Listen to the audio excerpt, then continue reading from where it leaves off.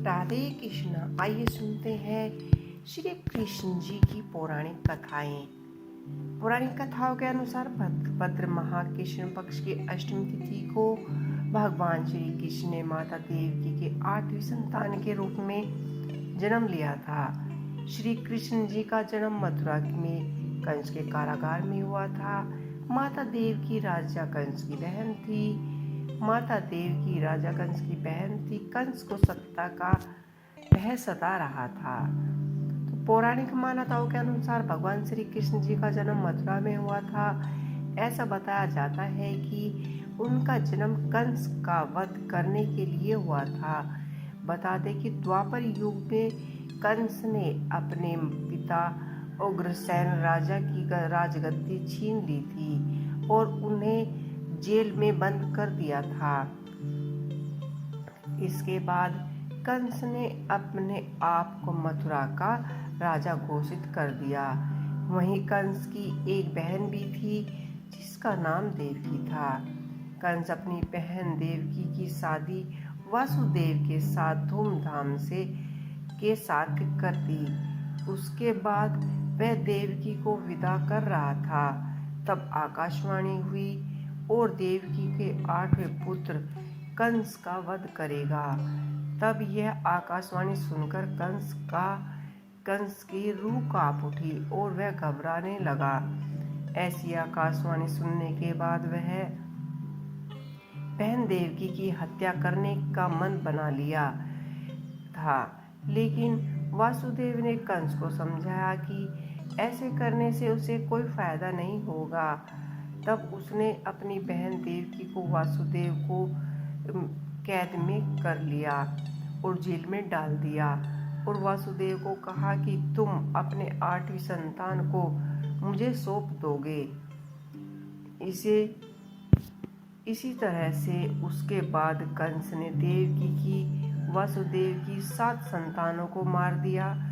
जब 8वें पुत्र ने जन्म होने वाला था, तब आसमान में घोर घने बादल छा गए और तेज वर्षा होने लगी। साथ ही आसमान में बिजली कड़कने लगी। मान्यताओं के अनुसार मध्य रात्रि 12 बजे जेल के सारे ताले टूट गए। वहां निगरानी रखने वाले भी सैनिक गहरी निद्रा में सो गए। ऐसा कहा जाता है कि उस समय भगवान श्री कृष्ण प्रकट हुए थे और उन्होंने देवकी वासुदेव को कंस वह देवकी के कोख से जन्म लिया था। उसके बाद उन्होंने कहा कि वह अनेक अवतारों को गोकुल नंद बाबा के पास छोड़ आ गए और मथुरा में जन्मी कन्या को मथुरा लाकर कंस को सौंप दिया। उसके बाद वासुदेव ने भगवान के कहने के अनुसार वह नंद बाबा के पास छोड़ गए और गोकुल से लाई कन्या को कंस को सौंप दिया गया। उसके बाद क्रोधित कंस को जैसे ही पता चला कि कन्या का जन्म हुआ है, वह उसे मारने के लिए जेल गया और अपना हाथ उठाया।